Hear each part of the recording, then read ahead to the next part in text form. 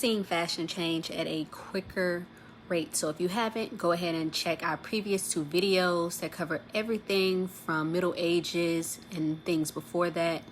We've seen fashion go from changing by civilization to changing every generation, to where now we're going to talk about how it changed at a more rapid rate and how it began to change based off the decade.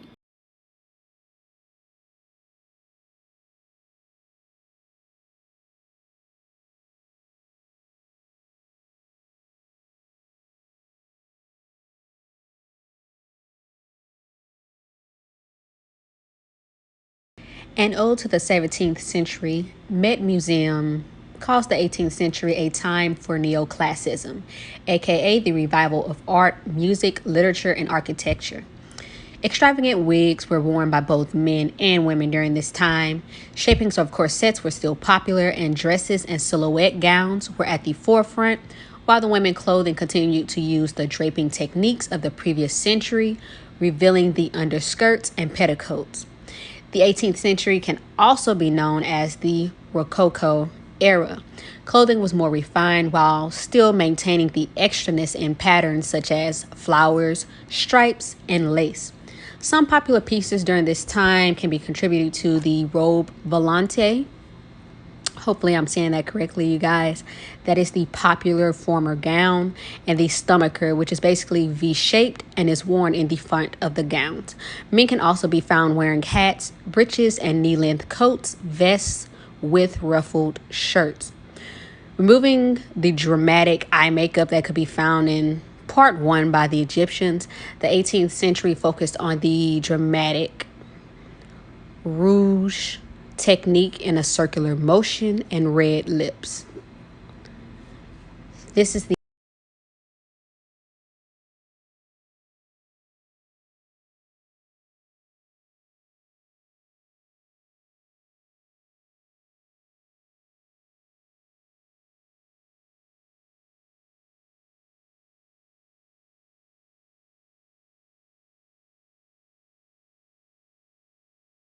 Deemed the Victorian era, the 19th century was known for its romance, while industrialization helped with the appearance of the new look of haute couture.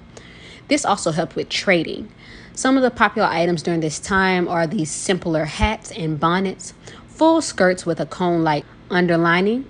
This gave a fuller look in the back, while in the past century they focused on the fuller look along the sides. Higher-waisted dresses were popular with shorter sleeves, and cashmere shawls became more popular as well. Men wore embroidered frocks or frock coats with pants, and they mainly used the fabric such as velvet. These staple accessories during this time were capote hats, umbrellas made with ribbon and lace, flangs, which were basically throwovers, and they were advertised and showed in newer department stores.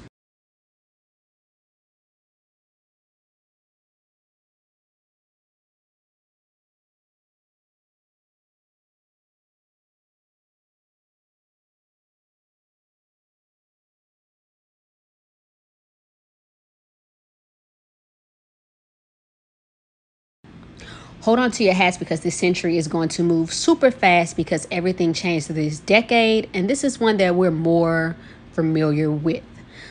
The 1910s were a slow start to fashion and didn't drastically change as they resembled the 19th century. And during the 1910s, due to World War II, we didn't see much of a change, but fashion did begin to move towards a more simpler look. Using the S-shaped silhouette, and Orientalism began to rule this decade, as women could be found in harems, which are basically balloon-style trousers. Something that we didn't really see before, but we would see drastically through the rest of the decades. Men could also be found in long suits with rounded hats and ties. A time that I revel about a lot, the 1920s, is where everything began to drastically change. Dubbed the Roaring Twenties, the decade was flooded with the flapper girl look, which is basically a tennis dress, as well as the dresses rose at a higher level. So instead of them being at your ankle, they were now at your knees. And men wore pinstripe suits, sweater vests, bowler hats, and Oxford bags. Finger waves made its way as women cut their hair shorter.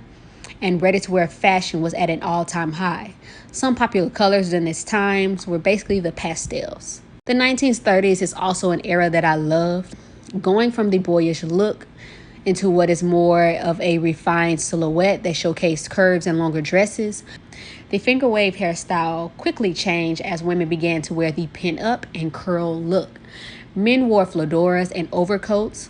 Both men and women could be seen in suits as well. While women wore the suits, they also sported it with a fur as a throwover and a clutch purse. The 1940s basically led into World War II, where fashion began to slow back down in the beginning of the decade, but quickly picked up towards the end. Business suits were the go-to, and the utility clothing made an appearance as they became much cheaper and easier to obtain, as they were also bought with coupons. An ode to the 20s, the 1950s brought in a time where the culture was influenced by the common Americans and expanded into the times of the teenagers. Popular brands such as Chanel, Dior, Balenciaga, and Tiffany were making a staple. Poodle skirts, cardigans, and tiny waisted items were the go-to looks with a simple ponytail. Polka-dotted patterns were also popular, and sundresses with swimsuits became worn by the masses. The 1960s is known for its go-go era, as well as Audrey Hepburn's iconic little black dress, something that every girl should have. The 60s polyester sleek dresses, gloves, and flare pants, known as the mother to the bell-bottoms of the 70s, was worn by both men and women. Tunics became popular and men wore peacoats, a trend that we can definitely find in the later 2010s. Pin-up hairstyles and unique eye makeup also could be found. Not far along, the 70s was deemed the disco era and the time of the designer Saint Laurent's popularity. Polyester, satin, sequins, and velvet, bold colors and patterns were essential to complete your look. We could also see the introduction of the hippie movement in fashion, reeling in the tie-dyed items and headbands with the throwovers. Bell bottoms, as stated before, were popular, as well as crocheted and knitted clothing. Well, what else could we say about the 80s? I mean, the decade of hairspray, and more hairspray. The 80s were more than just a brown and tan undertone. It contained elaborate and extra makeup. The introduction of neon colors became more popular, and turtlenecks with jeans were worn by many high schoolers as it was a necessity. We can't forget about the poofy sleeved and ruffled prom dresses, a look that I think we kind of wish didn't really exist. Ridiculous. I don't know who this man is. I mean, he could be walking down the street. I wouldn't. While athletic wear was introduced in the 70s, it became a staple in the 80s due to the rise of the health and fitness movement. Some notable brands during this time could be Chanel and Ralph Lauren, Levi's, as well as Adidas, especially due to hip-hop. We all seen the preppy look take over, but it definitely carried over into the 90s. And finally, the 90s, I mean, it doesn't really need a introduction. The decade of casualness, comfortability, and fitted clothing is constantly recycled to this day. Flannels, oversized jackets, t-shirts, cargo pants, and grunge fashion was worn by both men and women during this time. Both sexes could be found in wearing designers such as Tommy Hilfiger, and women wore simpler makeup with leggings and tube tops. Thank you all for tuning in to our short series where we covered the history of fashion.